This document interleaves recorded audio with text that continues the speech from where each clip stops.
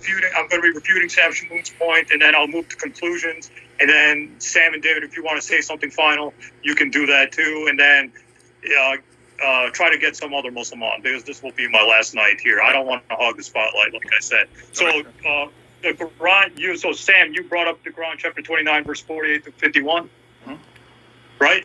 Yes. Okay.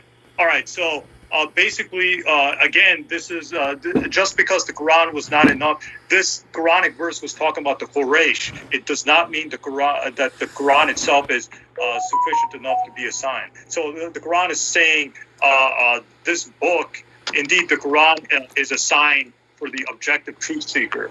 However, this Quranic verse is talking about the Quraysh. The Quraysh were too stubborn to seek the truth, and that is why God sent down other signs.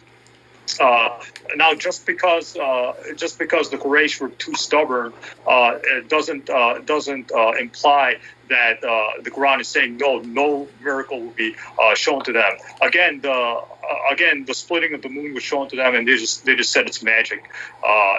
As for the Quran chapter 51, this is talking about a different situation. It's not talking about the Quraysh that's referenced to in the Quran chapter 50. As for the Quran chapter 51, this was sent down because there were a group of people from the companions of the Prophet Muhammad who copied some things from the books of the Jews and then used to read it. Then the Quran chapter 51 came down rebuking them, saying that the Quran is enough for their salvation. Even the Prophet Muhammad said if Moses was alive today, he would follow him. And this is found in Tafsir al-Tabari, in Tafsir al-Qurtubi, and Tafsir al-Tabari is early. Now, some might argue the Quran chapter 51 is talking about a different group of people than the ones in 50.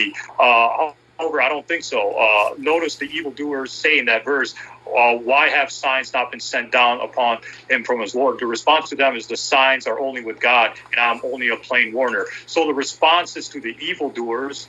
The response to the evildoers ends right there. So the Quran chapter 51 is talking about a different group of people.